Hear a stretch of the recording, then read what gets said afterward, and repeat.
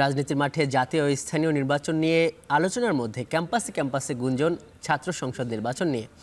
এই আলোচনায় সবচেয়ে গিয়েছিল জাহাঙ্গীরনগর বিশ্ববিদ্যালয়ের ছাত্র সংসদ নির্বাচন। দিন তারিখও ছিল ঠিক। ডিসেম্বরে ঘোষিত রোডম্যাপ অনুসারে ৩৩ বছর পর আজ ছিল এর তফসিল ঘোষণার তারিখ। কিন্তু একটি ছাত্র সংগঠনের প্রতিবাদের মুখে সেটি আর ঘোষণা করেনি বিশ্ববিদ্যালয় কর্তৃপক্ষ। যদিও এ নিয়ে প্রতিবাদ বিক্ষোভ অব্যাহত আছে, চলছে কর্তৃপক্ষের দফায় দফায় বৈঠক।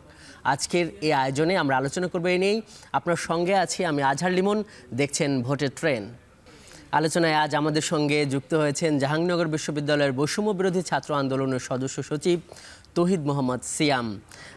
সিয়াম, আজকের ভোটের ট্রেনে আপনাকে স্বাগত। ভোটের ট্রেনে জাতীয় স্থানীয় নির্বাচন এগুলো নানা ইস্যু নিয়ে আলোচনা করি। যেহেতু এই যে গণঅভ্যুত্থানের পর নির্বাচনের একটা আমেজ আমরা দেখেছিলাম জাহাঙ্গীরনগর বিশ্ববিদ্যালয়ে, যেহেতু সেইখানে সবার আগে ছাত্র সংসদ নির্বাচন অনুষ্ঠানের একটা আলোচনা চলছে, কিন্তু এই যে ছাত্র সংসদ আজকে যে তফসিল ঘোষণার তারিখটা ছিল এটি হলো না, মানে এটা কি শিক্ষার্থীরা চায়নি বা কেন হলো না, কি বলবেন?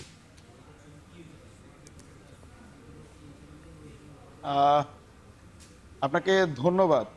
এখন পর্যন্ত হলো না এই কথাটাতে আমরা চূড়ান্তভাবে পৌঁছাতে পারছি না, কারণ আমরা একটু আগেই ক্যাম্পাসের সকল শিক্ষার্থীরা মিলে জাকসুর পক্ষে জাহাঙ্গীরনগর ব্যানারে আমরা পুরো ক্যাম্পাসে একটি মিছিল দিয়েছি, প্রতিবাদী মিছিল, এবং আমাদের মিছিলটি এখনো আমাদের প্রশাসনিক ভবনের নিচে অবস্থান করছে। আমি লাইভে যুক্ত হওয়ার আগ পর্যন্ত আপডেট, এবং উপরে প্রশাসনিক মিটিং চলছে। প্রশাসন হয়তোবা জাকসুর তফসিল ঘোষণা করতেও পারে, কিন্তু আমরা স্পষ্ট আমাদের জায়গা থেকে একদম স্পষ্ট করে বলছি যে প্রশাসন যে রোডম্যাপটি দিয়েছিল সেই রোডম্যাপ অনুযায়ী আজকে তফসিল ঘোষণা করার সময়, এবং আজকে যদি প্রশাসন তফসিল ঘোষণা না করে তাহলে আমরা এর পরের যে কোনো অনাকাঙ্ক্ষিত সিচুয়েশনের জন্য এর দায়টা প্রশাসনের উপরে যাবে। আমরা জানি যে আর অল্প কিছুদিন পরে জাহাঙ্গীরনগর বিশ্ববিদ্যালয়ে ভর্তি পরীক্ষা অনুষ্ঠিত হবে। যদি প্রশাসনের এমন একটা অদূরদর্শী সিদ্ধান্ত যেটা তফসিল ঘোষণাকে বন্ধ করে দিবে, তাহলে এই সিদ্ধান্তের প্রেক্ষিতে যদি সামনে অনুষ্ঠিত ভর্তি পরীক্ষার উপর কোনো ধরনের ব্যাঘাত আসে, সেটারও দায় কিন্তু আসলে বিশ্ববিদ্যালয় প্রশাসনকে নিতে হবে। আমরা মনে করি বিশ্ববিদ্যালয় প্রশাসন সকল দিক বিবেচনা করে সাধারণ শিক্ষার্থীদের প্রাণের দাবি, ৩২ বছর ধরে জাহাঙ্গীরনগর বিশ্ববিদ্যালয়ে যে জাকসু অচল আছে সেই জাকসুর সচলতার পক্ষে আজকে রাত 12টার ভিতরে অবশ্যই যে পূর্ব ঘোষিত তারিখ অনুযায়ী আজকে এই জাকসু নির্বাচন 2025-এর তফসিল ঘোষণা করব। না সিয়াম, এইখানে এটা তো স্পষ্ট যে আরেকটি ছাত্র সংগঠন, সেটা হলো ছাত্র দল, ওরা বলছে ওরা চাইছে না এই জাকসুর এই নির্বাচনটা। কারণ হিসাবে তারা বলছে যে এই গণহত্যার সঙ্গে জড়িত ছাত্রলীগের অনেক নেতাকর্মী এখনও ক্যাম্পাসে আছে, তাদের বিচার হওয়া প্রয়োজন। তারপর বিশ্ববিদ্যালয়ের কিছু সংস্কারের দাবিও তারা করছে। তো এই দাবিগুলোর সঙ্গে কি আপনারা একমত না? এবং তারা বলছে যে এই পরিস্থিতিতে এই জাহাঙ্গীরনগর বিশ্ববিদ্যালয়ের ছাত্র সংসদ নির্বাচন দেওয়াটা তাদের ভাষায় বলা যায় যে তারা বলছে যে সমীচীন হবে না। মানে এই দাবিটা, মানে আপনারাও তো বিচার চান, সংস্কার চান, কি বলবেন?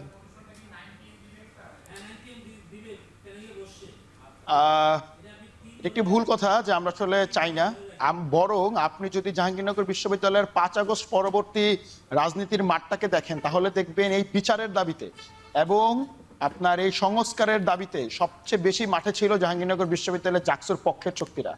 বরং জাতীয়তাবাদী ছাত্র দল কখনোই মাঠে এখন পর্যন্ত বিচারের দাবিতে কোনো ধরনের কোনো মিছিল, বিচারের দাবিতে কোনো ধরনের কোনো সমাবেশ তারা করেনি। সংস্কারের পক্ষেও তারা কোনো মিছিল সমাবেশ করেনি।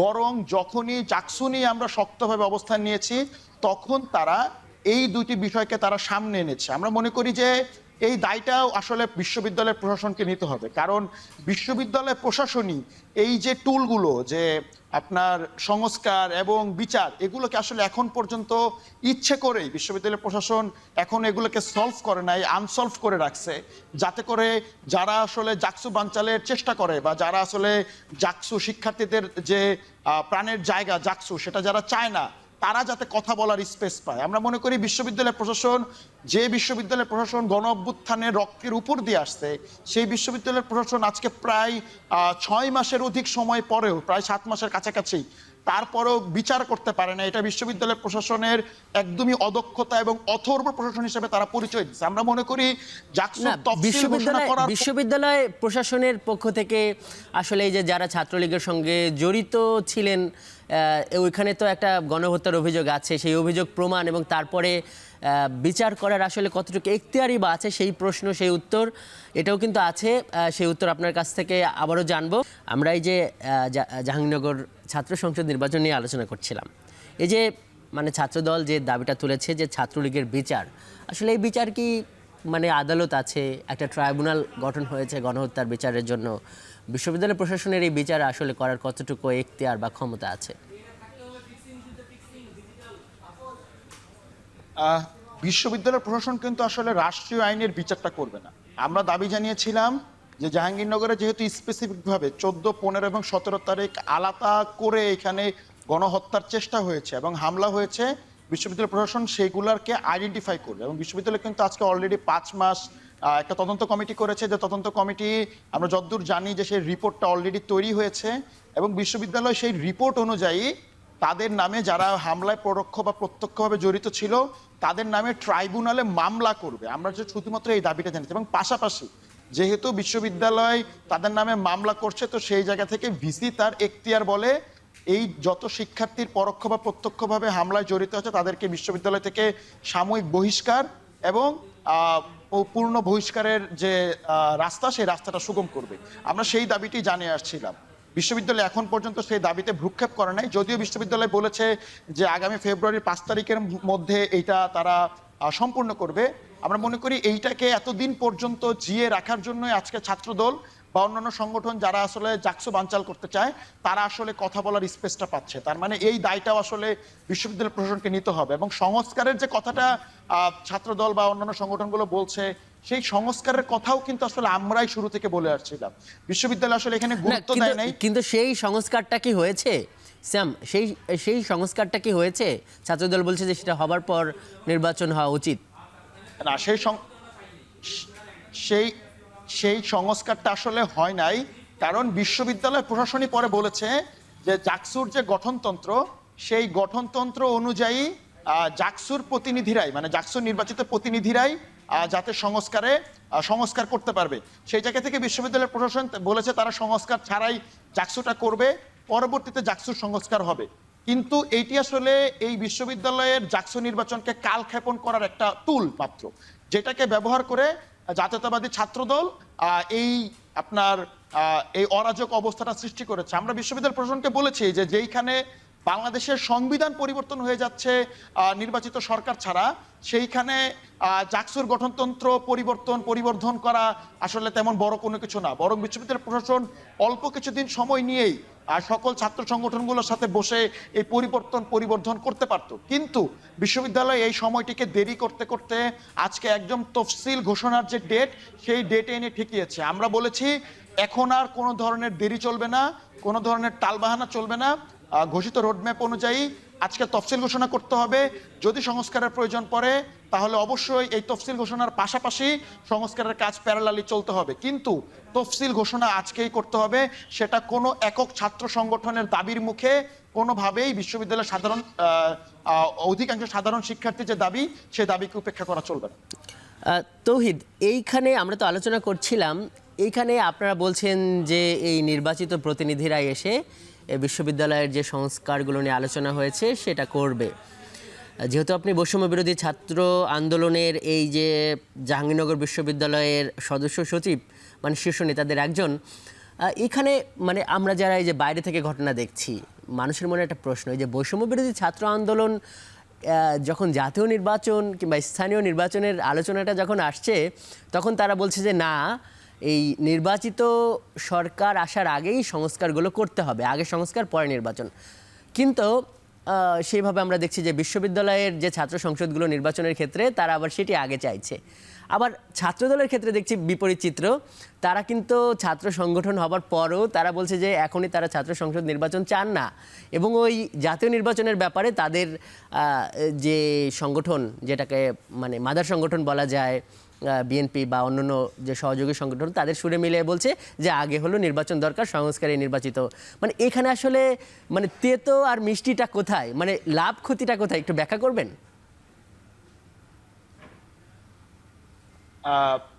আচ্ছা, ধন্যবাদ। এখানে একটা মিস ইন্টারপ্রিটেশন আছে। আমরা বলছি না যে আমরা জাহাঙ্গীরনগর বিশ্ববিদ্যালয় আগে জাকসু চাই তারপর সংস্কার চাই, বরং বিশ্ববিদ্যালয় প্রশাসনই আমাদের উপর এটা চাপিয়ে দিয়েছে।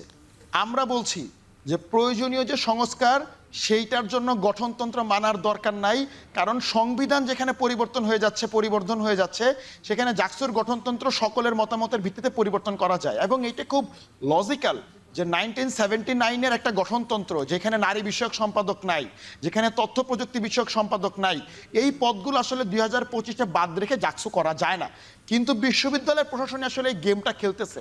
বিশ্ববিদ্যালয়ের প্রশাসন বলছে যে জাকসুর গঠনতন্ত্র অনুযায়ী আসলে এখন করা যাবে না, গঠনতন্ত্র পরিবর্তন করা যাবে না, এটা নির্বাচনের পরে করতে হবে। আমরা যখন বললাম যে বিশ্ববিদ্যালয়ের প্রশাসন যেভাবে পারে জাকসুটা তাড়াতাড়ি নির্বাচনটা দিক, তখন তারা আমাদের কাছে এই কথা বলে এখন আবার ছাত্র দলের সংস্কারের আলাপ তারা নিচ্ছে। আমরা মনে করি এটা সম্পূর্ণ প্রহসন। বরং বিশ্ববিদ্যালয়ের প্রশাসন যদি মনে করে যে তাদের সংস্কার করার জন্য আরো 3 দিন সময় লাগে, কিন্তু তারা আজকে আমাদেরকে অবশ্যই এইটা বলতে হবে যে আগামী 3 কর্মদিবস পরে তারা তফসিল ঘোষণা করবে এবং এই 3 কর্মদিবসের ভিতরে তারা সংস্কার করবে। আমরা আসলে এটার পক্ষে আছি, কিন্তু এই সংস্কারের নাম করে সংস্কার না করে জাকসু আসলে পেছানোটা যাবে না। এখন আসি দ্বিতীয় আরেকটা কথায়, যে আমরা আসলে এইখানে সংস্কার চাচ্ছি না, জাতীয় নির্বাচন সংস্কার চাচ্ছি, এটা আসলে একটা ভুল কথা।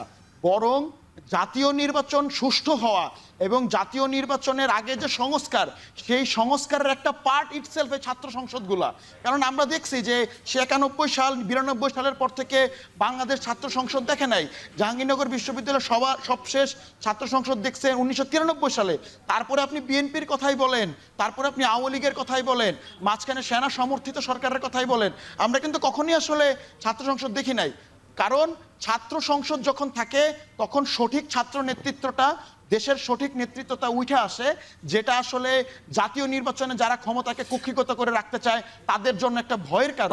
অনেক ধন্যবাদ তৌহিদ মোহাম্মদ সিয়াম আজকের ভোটের ট্রেনে যুক্ত হওয়ার জন্য। দর্শক, আমাদের সঙ্গে আজ যুক্ত ছিলেন জাহাঙ্গীরনগর বিশ্ববিদ্যালয়ের বৈষম্য বিরোধী ছাত্র আন্দোলনের সদস্য সচিব তৌহিদ মোহাম্মদ সিয়াম। পর্বে আমরা দেখাই সংসদীয় আসন পরিক্রমা দেখতে দেখতে ভোটের ট্রেন পাবনা 2 আসনে, এটি সংসদীয় 69 নম্বর আসনের সীমানা সুজানগর এবং আমিনপুর উপজেলা। মোট জনসংখ্যা 4,33,430 জন। এখানে মোট ভোটার আছে এর মধ্যে 3,563,000 জন 2023 সালের তথ্য অনুসারে। পুরুষ এবং নারী ভোটারদের সংখ্যায় একটা তারতম্য আছে। পুরুষ ভোটার বেশি, 1,53,546 জন পুরুষ ভোটার। তার বিপরীতে নারী ভোটার আছে 1,47,017 জন। এই ছিল আজকের ভোটের ট্রেনে। এতক্ষণ সঙ্গে থাকার জন্য ধন্যবাদ।